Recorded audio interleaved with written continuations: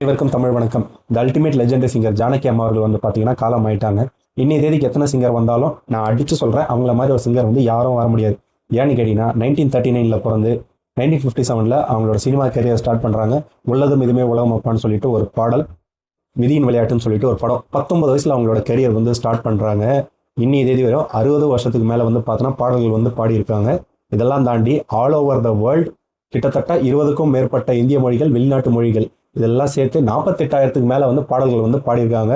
So இந்த லெவலுக்கு ஒரு பெரிய டிஸ்கோகிராஃபியோ கேரியரோ யாரும் மெயின்டைன் பண்ணி நான் பார்த்ததில்ல. அதுவும் சவுத் இந்தியாவில் கிடையவே கிடையாது.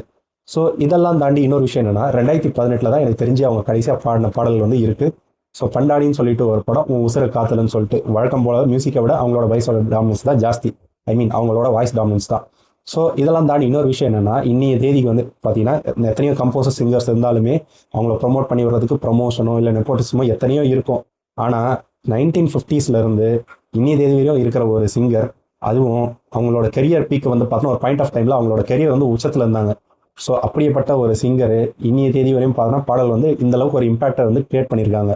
நான் அடித்து சொல்கிறேன். இன்னொரு விஷயம் என்னென்னா, இப்போ நீங்கள் வந்து ஸ்பாட்டிஃபையோ யூடியூப்லேயோ வந்து நீங்கள் பழைய பாடல் வந்து ரேண்டமாக ஏதோ போடுறீங்கன்னு வச்சுக்கோங்களேன். ஸோ அந்த பாடலில் வந்து ஒரு 10 பாடலில் கண்டிப்பாக இவங்க பாடின பாட்டு கண்டிப்பாக இருக்கும்.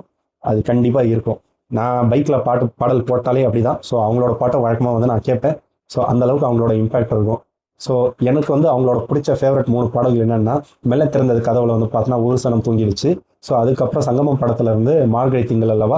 அது எல்லாத்தையும் தாண்டி இந்த மோஸ்ட் ஃபேவரட் எதுன்னு பார்த்தோன்னா சின்ன தாயவள் பாடல் தான், இந்த தளபதி படத்துலேருந்து.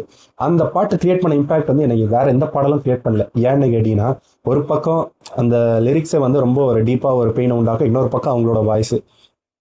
ஒரு பக்கம் வந்து பார்த்தோன்னா சரணம் வந்து தாய் அழுதாலே நீ வர, நீ அழுதாலே தாய வரன்னு சொல்லிட்டு ஒரு பக்கம்.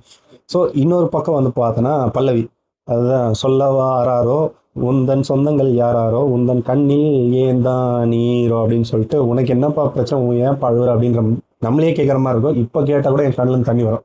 ஸோ அந்த லெவலுக்கு ரொம்ப டீப்பாக இறங்கியிருக்காங்க.